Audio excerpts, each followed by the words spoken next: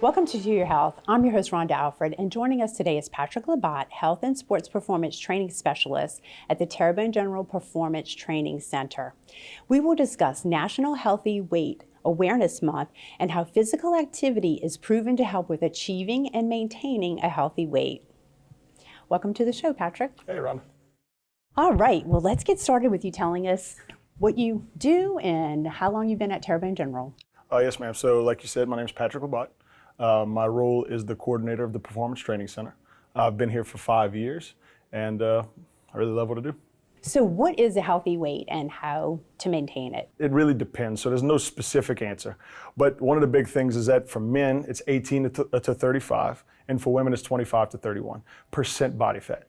And that is important that we say percent body fat, because if you're talking in terms of BMI, an overly muscular man or woman, they will actually kind of clock in as being obese or overweight, even though they're just a lot of muscle. So we much prefer to use that percentage, but it's important to know also that as you get older, 60 and above, those percentages actually increase a little bit more. How much physical activity is needed to maintain or lose weight?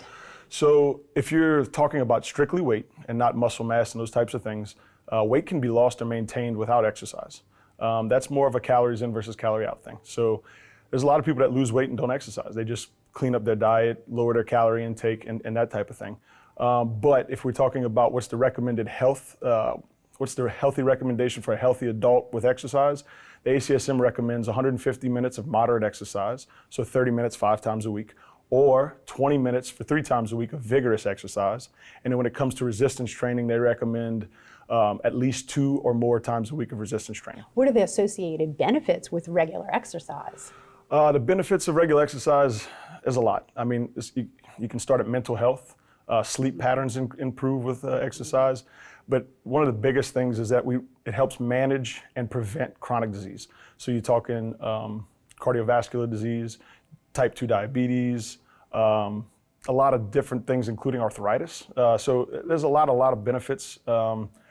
But another thing on top of that is as people get older, they lose coordination. So doing resistance training and those types of things can stave off osteoporosis, can reduce the chance of falling and slips and those type of things. So there's a lot of benefits to exercise. So what is the importance of warming up before exercising? So the purpose of warming up is to increase your muscle temperature. When you increase your muscle temperature, they become more pliable. So the muscle tissues, essentially, they become more flexible. And so by preparing those and increasing the temperature of the muscle, you decrease the risk of muscle tears or pulls or strains and those types of things. So, warm-up is valuable, and we recommend, 5 to 10 minutes of a generalized warm-up that just kind of, our rough rule is if you're not lightly sweating before you start, then your warm-up wasn't efficient enough. So a light sweat kind of gets your heart rate up, breathe a little bit heavier, that type of thing. That's what we're looking for. And what are some exercises that promote associated health benefits? So also another tricky question. And the reason that is because most people think that if they go for a long jog or something like that, that's more of an aerobic type exercise or, cardio type exercise. But the fact is you can put weightlifting resistance training circuits together that can increase your heart rate and get the same type of benefits. So both resistance training and more of aerobic training or running or swimming or biking, those types of things, there's a lot of similar benefits to the two of them. The big difference that I would point out is that if you're trying to, for example, if you have osteoporosis, or you're trying to build lean muscle mass, you're going to get a lot better benefits from the resistance training rather than the strict aerobic exercise. What do moderate and vigorous intensity mean? So it's talking about the intensity of the exercise, and the easiest way for me to describe it, you can do a talk test, which is as the person's exercising, if they're able to talk to you pretty easily, then that usually means that it's a moderate type of exercise. But if we're talking more percent heart rate ranges, 65 to 75% is the moderate heart rate range. And then anything above 75% tends to be more in the vigorous range. Vigorous activity should happen for a shorter period of time. That's why the ACSM only recommends 3 times 20 minutes. And more moderate activity should happen for long periods of time and a little more often. So like the ACSM recommended 5 times for 30 minutes a week. So with that, the biggest thing is you got to figure out what your goals are. And you got to try to match the exercises to fit and the intensity to fit your goals. And if anybody's trying to figure out how to figure out their max heart rate, you take 220 minus your age, and that's usually a rough estimate of what your max heart rate is. Okay. And how do you all overcome barriers that keep people from exercising? So in our gym, we create an environment of community. So we try to encourage our clients to get to know each other and to build pretty much a family. Because when you have a family, they hold you accountable. So if you're not there, you'll get text messages from the coaches. You'll get text messages from the other people in your group. So having that small group or that community setting really helps people to stay motivated. But if that's not what you're into, maybe hiring a personal trainer could be a good option. Another good option is to try to bring a partner.